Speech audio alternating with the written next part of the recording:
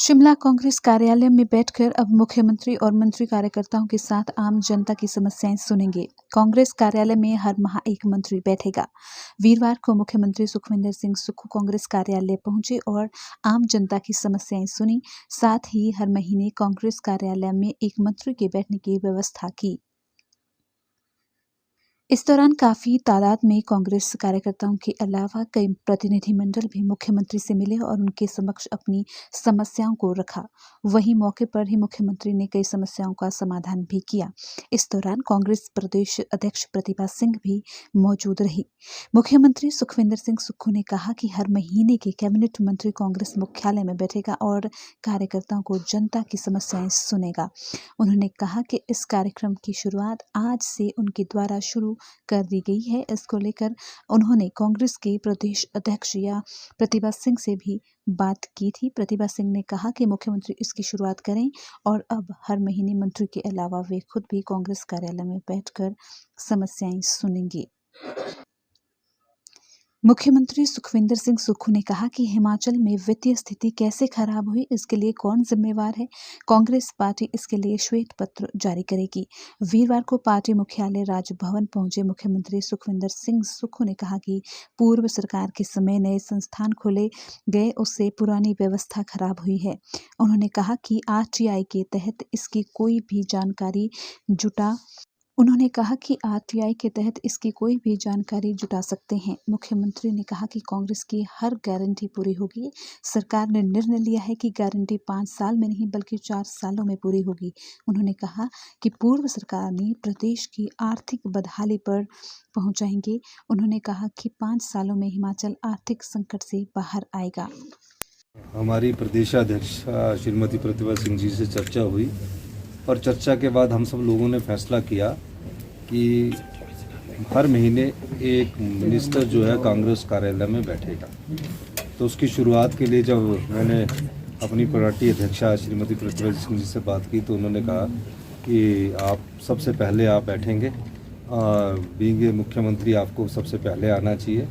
तो उस दृष्टिकोण से हमने इनका अनुरोध स्वीकार किया और मैं आज 2 मार्च को इन्होंने हमें समय दिया था, तो 2 मार्च को हम आज अपने कार्यकर्ताओं की जो समस्या है उनको सुनेंगे और उसका समाधान भी हम लोग करेंगे। कार्यकर्ता पार्टी संगठन के लिए काफ़ी महत्वपूर्ण भूमिका निभाते हैं। किस तरह से देख रहे हैं, क्योंकि आगामी समय में अब शिमला का नगर निगम चुनाव भी है और लोकसभा चुनाव भी नज़दीकी है, किस तरह से जो है स्ट्रेंथन किया जाएगा पार्टी और सरकार और संगठन में? देखिए, चुनाव एक निरंतर प्रक्रिया है। चुनाव सभी हमारे नगर निगम के है, फिर लोकसभा के है। पार्टी कार्यकर्ता को तो हमेशा एक्टिव रहना है और पार्टी की अप्रोच नेताओं तक पहुँचे, मंत्रिमंडल तक पहुँचे। इस दृष्टिकोण से हमने कांग्रेस ऑफिस में बैठने का निर्णय किया है। इसके बाद अगले महीने एक और मिनिस्टर बैठेंगे हमारे, फिर उसके बाद मैं भी बीच बीच में बैठता रहूँगा। जैसे ही हमारी प्रदेशाध्यक्ष हमें हुक्म देगी कि आपने कांग्रेस ऑफिस आना, तो हम सब लोग बैठेंगे। पार्टी के कार्यकर्ताओं का काम करने का हमारा दायित्व भी है और धीरे धीरे हम पार्टी जो संगठन है उसकी मजबूती के लिए भी हम मिलकर कार्य कर रहे हैं। सर, एकदम से कैबिनेट बैठ, ये पता नहीं कैसी खबर चल जाती है। मेरा तो कोई दिल्ली दौरा है ही नहीं। कैबिनेट की बैठक की निरंतर प्रक्रिया है, क्योंकि हमने 38 एजेंडा था, तो अब मैंने कहा कि जरूरी नहीं है कि सारे एजेंडे शाम तक ही बैठकर किए जाए। हमें जनता से भी मिलना है और बजट की भी तैयारी करनी है।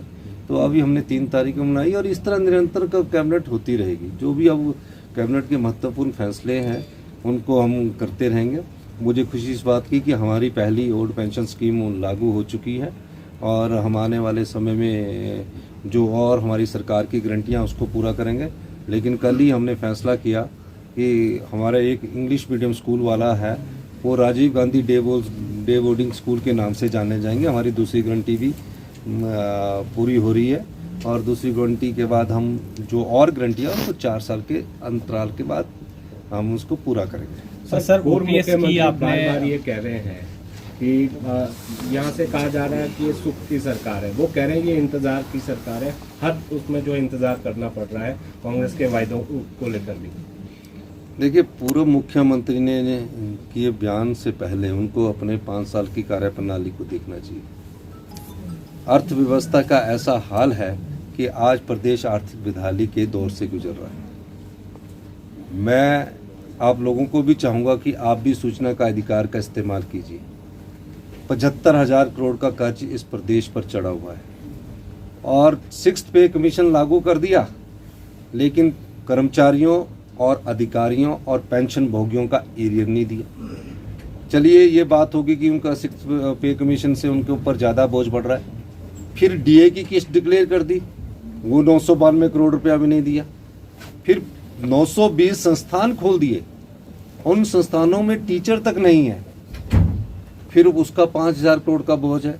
जब हमारे पास आर्थिक स्थिति की सामने पेपर आया तो उस आधार पर हम कह सकते हैं कि जिस प्रदेश की आर्थिक बदहाली की स्थिति हो, उस प्रदेश को सही दिशा में और आने वाले समय में सही दृष्टिकोण से आगे बढ़ाना हमारा दायित्व है।